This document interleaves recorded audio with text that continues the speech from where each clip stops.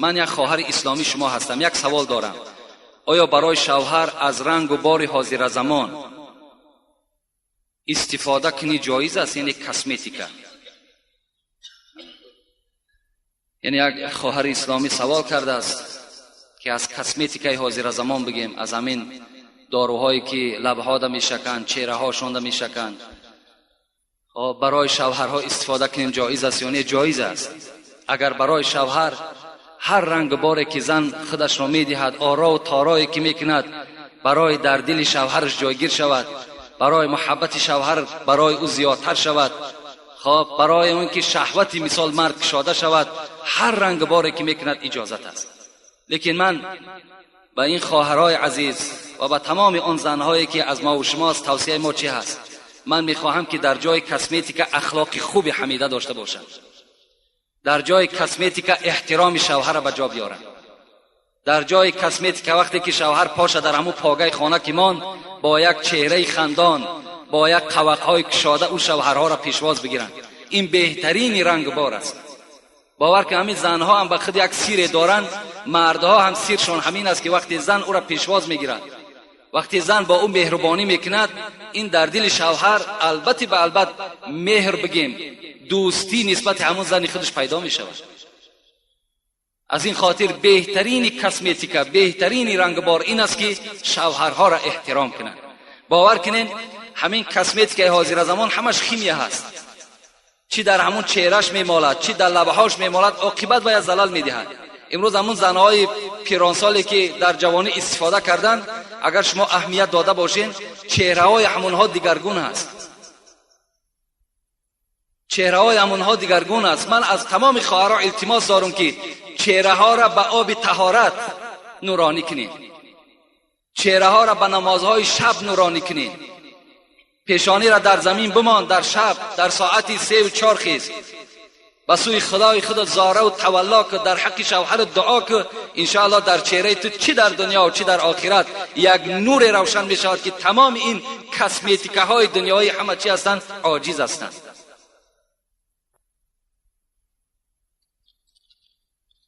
السلام علیکم بابای داملا، آیا همین شعری من ایجاد کردم درست است برای بینمازان؟ یک برادر برای بینمازان هرچی بگن کم است، یک شعر ایجاد کرده است.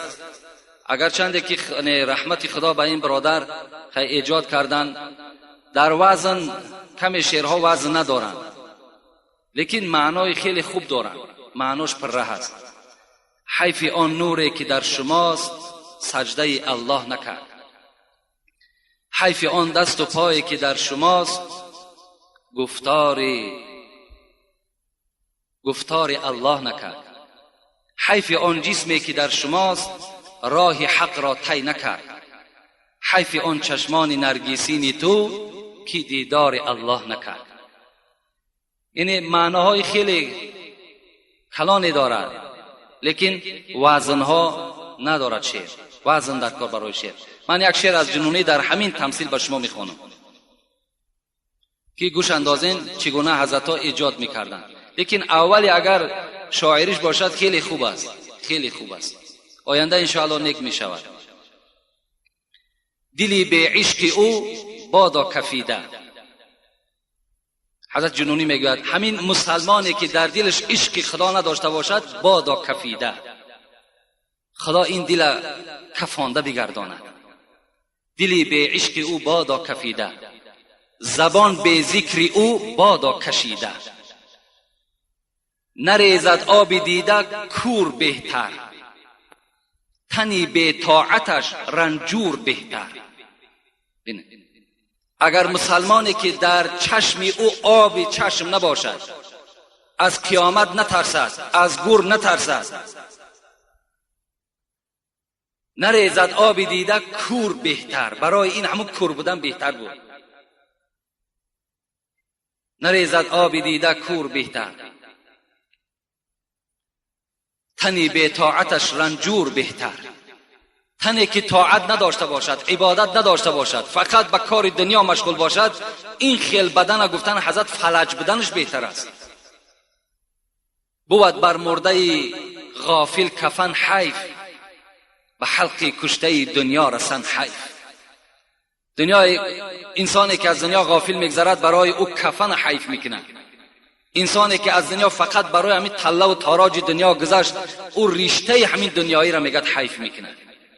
این حضرت هم مثل همین شعر ایجاد کردن، لیکن خیلی خوب است. برای بینمازا این البته کم است.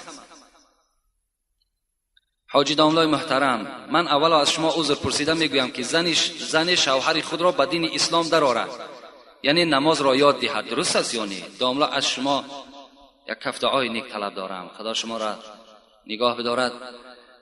یعنی زنی که اگر شوهرش نماز خوان میکند درست است یا نه؟ البته درست است. این خیلی نادر است که زنی که شوهرش نماز خوان میکند، خیلی نادر است.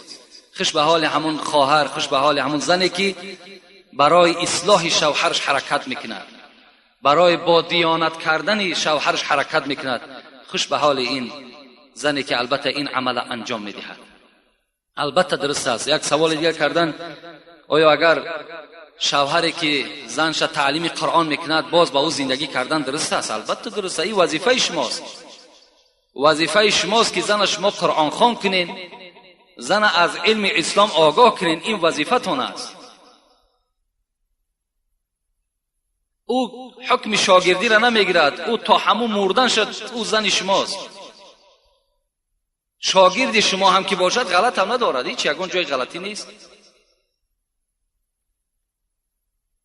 السلام علیکم بابای حاجی، به سوال من جواب دهید. تسبیح ها را در دیده ها میمالند، چی معنی دارد؟ دویم، زن در دنیا 2 3 4 شوهر میکند، در جنت همراه کدامش میباشد؟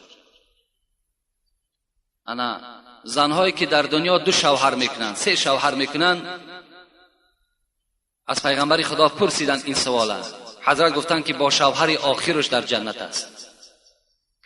کدام شوهری که با او در آخر حیاتش یک جا بود، با همراهی او در جنت است. در بعضی روایت ها میآید که کدام شوهری که خوش اخلاق بود، این زن همراه او هست. ابی دردا میگوید وقتی که از دنیا گذشتن با شوهر خود، با زن خود گفتن که شوهر نکن اگر تو بخواهی که در جنت همراه من باشی. این مطلب از این سخن ابی دردا هم این است که زن با آخران شوهر خود در جنت است. و تسبیح را در دیده ها مالیدن، اینها یعنی کاری غلط خطا هم بگیم خطا نمیکنیم. تسبیح گردانیدن ثواب، تسبیح گردانین. از گپ بیهوده همون سبحان الله شما میگوین هزارها بار بهتر است، لیکن بعد تمام کردن اونها را بوسه کردن در دیده ها مالیدن، اینش غلط از گناه است.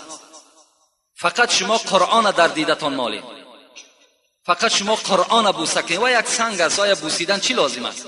برعکس در فتواها میگن قبر، حتی قبر پدر که یک قبر خیلی محترم است، همون قبر بوسه کردن حرام است که وای از خاک عبارت است. وقتی که میگه حضرت عمر طواف خانه کعبه میکردن، همون نزد سوراخی آمدن، جایی که حجر الاسود ایستادگی هست، و همون حجر الاسود گرفتن و بوسه کردن و گفتن قسم به خدا ای حجر الاسود، من دیدم که پیغمبر تو را بوسه کرد و الا من تو را بوسه نمیکردم، تو یک سنگی هستی، از دست تو هیچی نمی آید.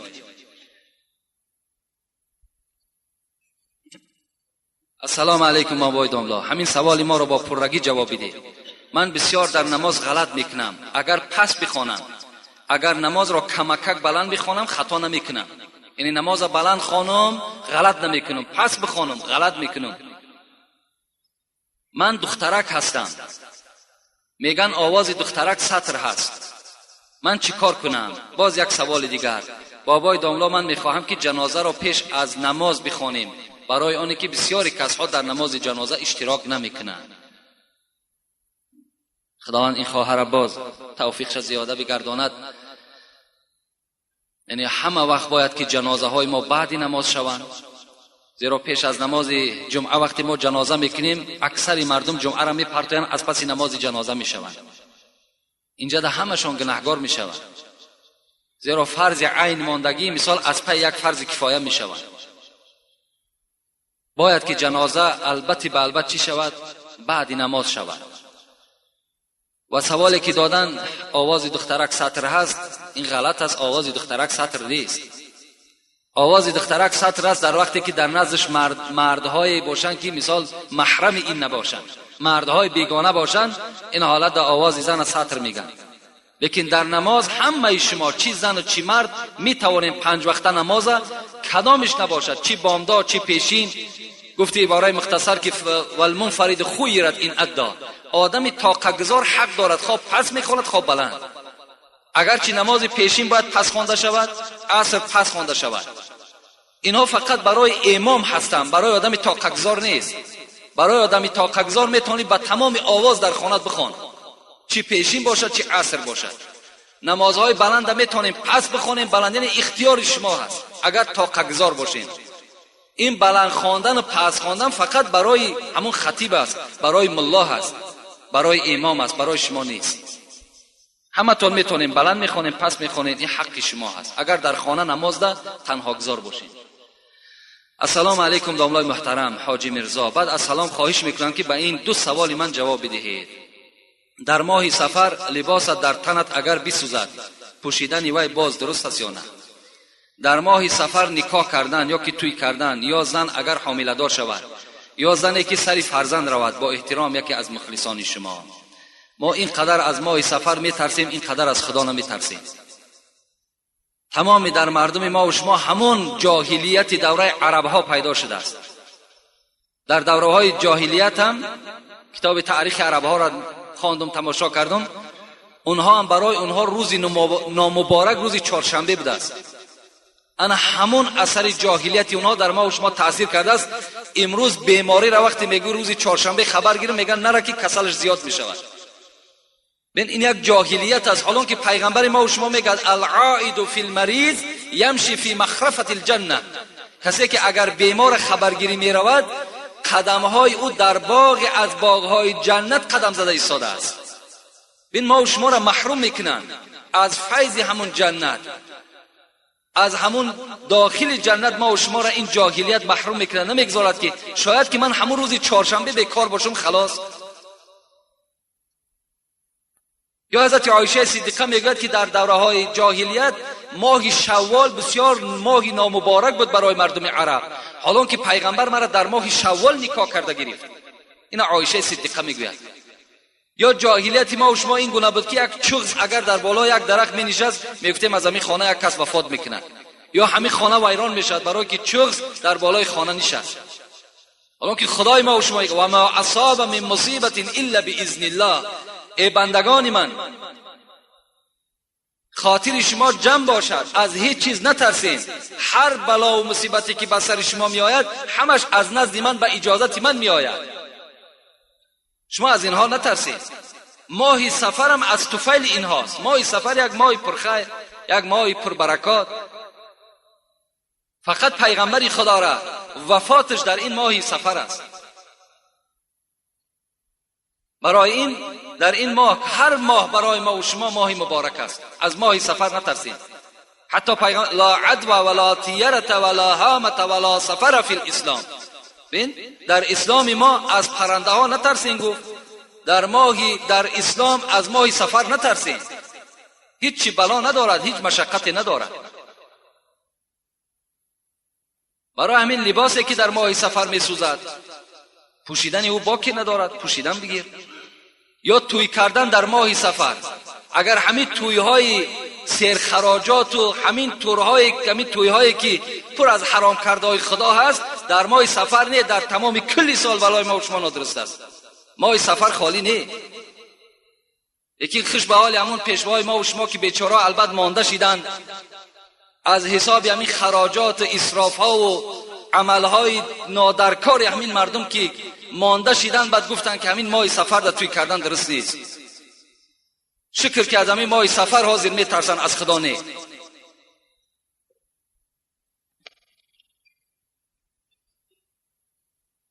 السلام علیکم داملای محترم. از شما خواهش میکنم که با سوال من جواب گردانید. پدر و مادر حضرت امام اعظم کی بود؟ اینها را ما گفتیم گذاشتیم.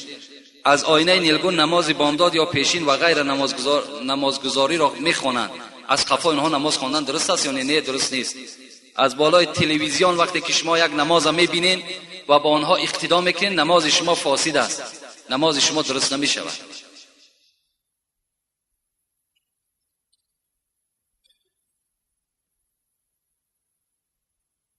السلام علیکم استاد شیرین زبانم اکای حاجی میرزا، من از شما خواهش میکنم که قرآن ختم کرده مرا در حق گذشتگانم ببخشید.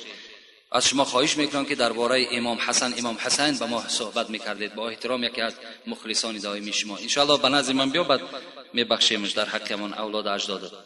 الان که حق بخشیدن خود داری، ختمش کردی، 3 بار دیگه سوره اخلاص بخوان در حق تمام گذشتگانت، همان ختم کردگی تا ببخش، ان شاء الله ثواب میگیری. السلام علیکم داملای شیرین سخن. این سوالش. درود و رحمت خدا بر شما و خانواده شما. من یک سوال دارم، میخواهم جواب پره گیرم.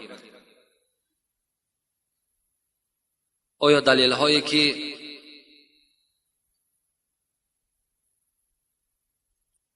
دو سوال هستن که خیلی وقت زیاده میگیرن و میخواهم همین سوال آخران جواب میگردانم. شما در چندین کسیته های خود توی کردن را منع کردید، رقص و بازی موسیقی، حتی گوش کردن را هم، و در کسیت 40 باز اجازت داده موسیقی را. این را با ما پورا فهمونید، زیرا پیروی شما هستیم. التماس با جمعه های نزدیک جواب گردونید. یک گروه مخلصان شما. یعنی توی کردن، منع کردن من، این فتوای من نیست. اون چیزی که میگیم از حدیث میگیم، اون چیزی که میگیم از اجتهاد فقهای ما و شما هستند. معرکه هایی که سرخراجات باشد به طریق اولا کردنشان حرام است. اگرچه در اسلام ما و شما پیغمبر میگوید شما توی کنید، یعنی در اسلام هم توی کردن جای غلط نیست. باید در توی پیغمبری خدا از مرده فرق داشته باشد، با آواز دف فرق داشته باشد. یعنی زنها با همراهی زنها چیکار کنن؟ همون خرسندی خودشان انجام دهند، نه به طریق امروزه، نه به طریق حاضره. اگر با طریق حاضره ای که هست، نه یک من بلکه تمام داملاهای همین جمهوری را اگر سوال کنید، تمام کتابهای خدا را اگر شما پرسان کنین، شما در این معرکه هاتون گناهگار میشوید. زیرا که اولا معرکه های شما سرخراجات است، خراجات های خیلی زیاد دارین که اکثر شما قرضدار هستین. از حساب معرکه هاتون شما قرضدار میمانید. یکمش. دویم که خواهر و مادر و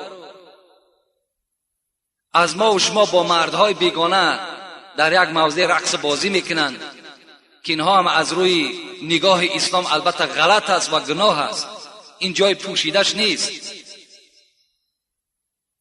و گوش کردن موسیقی، اگر موسیقی باشد، شعر باشد که از او تربیه باشد، از او آداب گرفتن باشد، درست است. لیکن شعر باشد که از او هیچ تربیه حاصل نمی شود، موسیقی هست که از او هیچ چیز حل نمی شود. یعنی یگان آبادی جمعیت و آبادی اسلام آبادی همون فرزندها نمی شود و یا گوش کردن البته غلط است.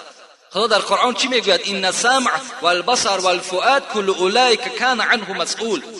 این گوش ها و چشم ها و دست ها و همه اعضای شما در نزد خدا مسئول هستند، جوابگر هستند. برای همین ما هم غمخواری ما چی هست؟ توی هاتون کم خراجات کنید. شرط نیست که یک سراینده را شما در $500 میارین، در $400 میارین. در یک طربخانه برای یک آدم رقاصه $200 جدا کردن، همگی نیم ساعت رقص میکرده است. $200. همین کفران نعمت نیست؟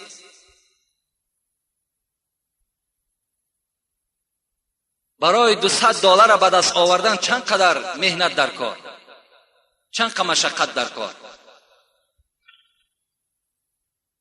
این ما در دوشنبه در یک طربخانه آوازش آمد که $200 همگی نیم ساعت رقص میکرده است. خیلی رقاصه مشهور بوده است. اینا کار ما، مثال مسلمان ها، اینا کار ما پیروای امام ابو حنیفه. آیا امام ابو حنیفه هم چنان کرده بود؟ تا حد امکان. امروز اگر چند بعضی از دامله‌ها بیچاره اتفاق شدن که در روز همون رقص و بازیشون کنن، یعنی جدا جدا در روز کنن لیکن در شب نکنن، گفتن که از همه فسادی ها همون شبها اجرا می شود. خداوند عاقبت همه ما و شما را به خیر بگرداند، مراد و مطلوب های همه ما و شما را خدای مهربان حاصل بگرداند و از جمیع آفت ها و بلاها خدای مهربان ما و شما را در حفظ و امانش نگه بدارد. اینجا برادرمان بچه بابای زین الدین بی سامانی خیر کردن در حق پدرشان